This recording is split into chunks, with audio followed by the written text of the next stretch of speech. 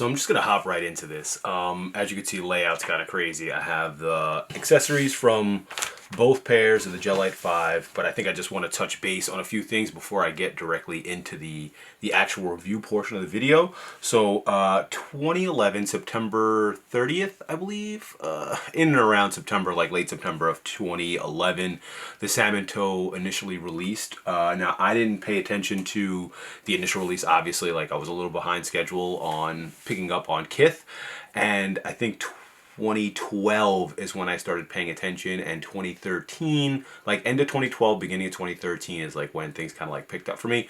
A lot of things were happening at the time, and I posted earlier today about the importance of, I think, this Lyte 5 10-year anniversary of Kith being probably one of the most important releases of the year. I think culminating the lifespan of Kith, going back to its roots of the Lyte 3 and then bouncing to the Lyte 5 for the 10-year anniversary is important. Me personally, as a runner enthusiast, like I prefer runners over almost every other kind of sneaker there is, just because my lifestyle just alludes to it. Just I like runners more. They fit my aesthetic better. I like the comfort more, and I mean, it's just I think an age thing as well, where I like the Saucony, the Lyte 3, the New Balances of today more than anything. And I mean, stylistically, we could talk about Nike, but I think that that's falling at the wayside, especially with accessibility. So let's get back into the importance of this Lyte 5. I'm gonna pull the Salmon toe up first. I think it's only right that I bring the Salmon toe up first. Lyte 5, I'm gonna turn it to a side so you guys can see that that's what we're talking about. But in the background, you can see we have the Leatherback, obviously, in the center here. We have the 2.0 from year 5, and then the 1.0 from 2011. So first, I think I'm gonna put up the 1.0. Shout out KB. I had to sell my size 10 to someone. You know who you are.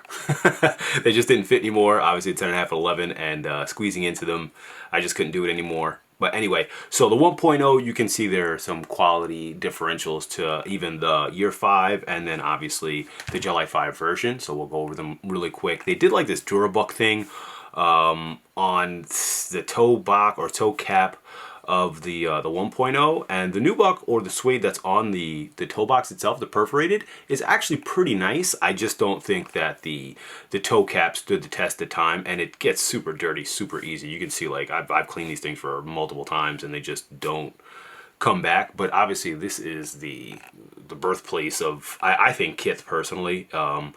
Not just the Salmon toe, the iterations before this, 252, I think is probably one of the strongest Lyte 3s that have ever been produced. But liquid metal, you can go down the list of like Lyte 3s that came out that probably helped solidify Kith as a footwear giant, or Ronnie as a footwear giant as far as designing goes. But I think the Salmon toe is the one that everyone is familiar with. So to see it at the 10-year, I think was necessary. I'm going to jump into the 5-year real quick. You can obviously see the differential very quickly in the material makeup on the toe box.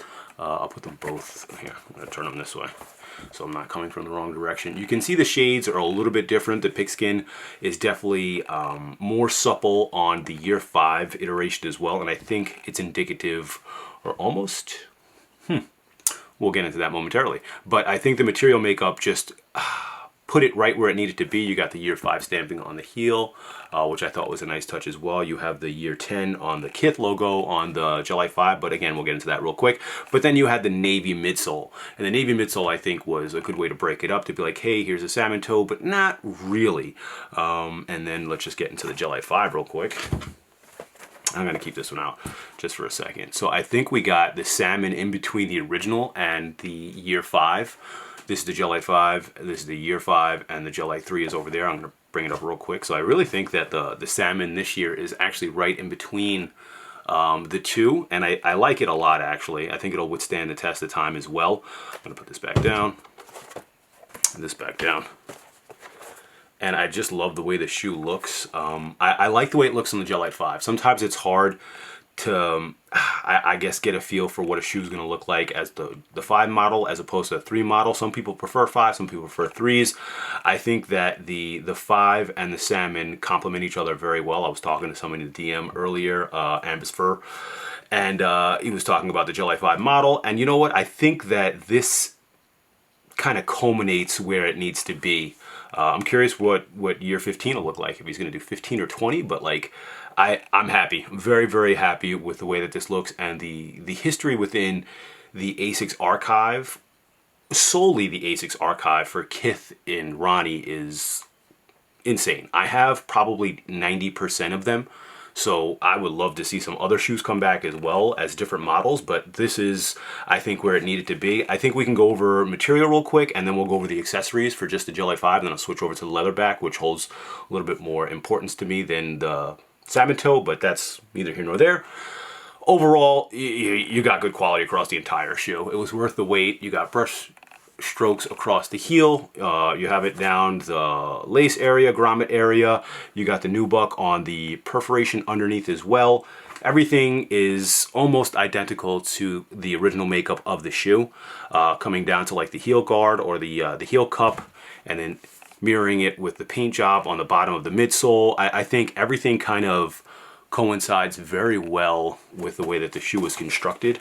Let me try and grab one that would make more sense. We'll go medial, and then we'll go lateral, so you can get a better idea of what I'm talking about when I say that everything kind of mirrors very, very well.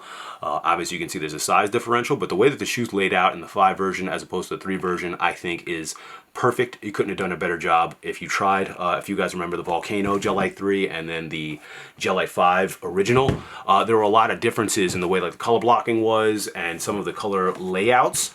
So, I mean, that was fine too, but this is just, if you're gonna pay tribute to the original shoe, do the original shoe, and I think that they did a very good job of that. Obviously, you got the debossing Kith with the X instead of the I. Let me try and get it in focus for you so you can see what I'm talking about. Right in there, Kith with the X, KXTH on the heel counter on both shoes. You guys can see that nap back there is actually pretty phenomenal. We'll go back and forth a few times. You got Asics and Fieg on the tongue area, neoprene sock liner. These are a size 11. I'll show you guys the box when I do the accessories. And then you have Kith and Asics on the footbed. I do have shoe trees in them right now just because I want to keep the shape for the review. I think that's important. Yeah, I can move out of the way real quick. I just want to go over one more subtle detail, is the lacing. The lace navy that's in here is definitely, I'm not sure if it's what they were going for. It does match the embroidery color, but it doesn't match the navy on the shoe. If you guys take a look at the original real quick, you can see that the navy on the shoe matches a little bit better than the navy in the lace on this one. So they did give you a lot of lace options, which I'll show you right now. To the side, so move this. First, you got a pin. It was a Salmon toe GLV 5, pretty dope. Kith 10-year on the bottom there. You have your rope laces, so it's nice to see those make a return for the 10-year anniversary as well. You got Salmon flats. I'll just show you how the colors are slightly off. I'm not sure if I would put the Salmon in there, but it's nice to have that option. White is probably what I'm gonna go with inside the shoe, most likely. And then you also have a gray option as well, which I think is a clean little breakup for the rest of the shoe. Very, very clean. Also, you got a dust bag. Kith with the 10-year, if you wanted to use it as well. And that comes with both sneakers. And I'm gonna hop into the Leatherback momentarily. I don't know if you can even see if it says Kith 10-year on there. Oh yeah, real quick, the box as well, so might as well put this stuff in it.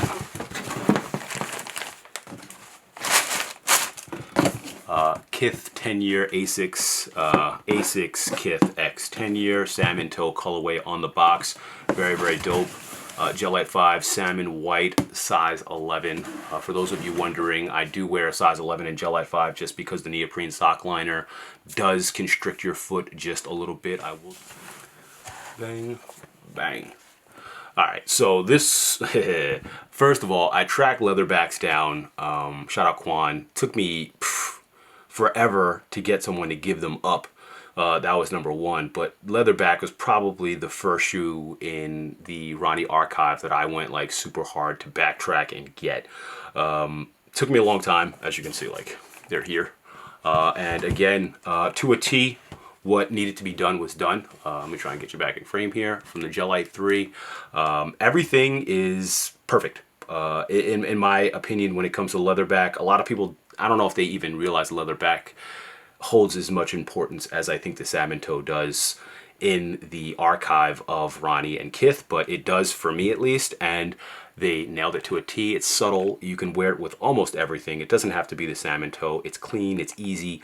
The material, I think, marks the first hit where like the material was like, okay, you're killing it. So this is the original Gel 3. You can see the nap on the toe cap. You can see the nap on the toe box, and then the perforation as well, and then detail across the rest of the shoe. It's just leather. It's not too crazy, but the color blocking is what really did it for me. And I know it's simple. I know it's easy, but like the color blocking is what got me the most on the shoe. I'm trying to see if there's any stamping on here. I don't think there was, but we'll get back into the Gel 5. Gel 5, again, you got your nap across the toe box or toe cap. You got your perforation. I did have some indentation for some strange reason in the box on the toe box of the shoe. You can't really see it, but I know it's there. It's gonna bother me probably at some point, or for the most part, it's definitely gonna bother me. But the rest of the shoe, like I said, mirrors the original shoe. So you have your underlays on the Asics, you have your highlights on the outsole, even though the last one was the full outsole. You have your highlight on the heel and the toe area. Kith 10-year debossed into the leather this time instead of the nubuck on the suede. And then you have your Fieg on the front. Turn these around. Fieg on the front. I don't know if you guys can see it. I might have to take a picture so you guys can see it. So Fieg and Asics on the neoprene sock liner, and then the Kith and the 10-year and the highlighted turquoise on the footbed as well, down up in there. Clean. The extras aren't as many laces, only because you're not going to get a white set of laces in this, but you do get your pin again. So it's a Gel 3 and the leatherback. You got your rope. Love to see that. Like a slate gray, which I think would work very well inside the shoe. And then you also have that turquoise, which is a little bit darker. I'm not sure why they keep the color shades are just a little bit off on the Pantone when it comes to the coloring of the laces. Not sure why that is, but I probably wouldn't put these in. I would either do the rope lace works perfectly, or I would do the gray. But either way, super dope. Clean again, also a size 11. If you were wondering what size I got in them. Important to know that the Gel 5 sock liner will hinder your sizing. A lot of people are like, oh, Gel 5s, you got to size up, you got to size down, you got to go left. I always go 0.5 up. I don't care what year it's made, when it's done. That neoprene sock liner is going to throw me off, and I have a wide foot, so the size 11 fits perfectly. And let me do the box real quick. Bang, bang. Obviously you got the leatherback coloring on this box, 10-year Kith Asics, and then I'll show you the sizing real quick. If I get some focus in there, it'll focus up. Focused up, size 11. Overall, I honestly, I couldn't be happier with how the shoe was released. Obviously, we all had shipping issues because of what's going on worldwide with shipping. I don't think that's anybody's fault, so I'm not even going to say anything about that. It's not a big deal. And then, obviously, like with Shop and Kith, everything got updated pretty quickly, so I'm super happy about that. And I got notified like throughout the entire process, like delay, we're not going to be delayed, it's coming on time. And there was a little bit of confusion with the conversation that was had on Instagram with people who had the original pairs and people who didn't, and you know, conversations in groups, and then how we were getting pairs. It was a little confusing to say the least, and I don't think it was anybody's like fault. I think it was just the way that the release was handled was just kind of like a rush and then a slowdown and then a rush again. So, I mean, outside of that conversation, I think everything else is fire. If you guys have any questions or comments in the comment section, thumbs up are always appreciated. And again, I'll do an on foot for both of these momentarily. Peace.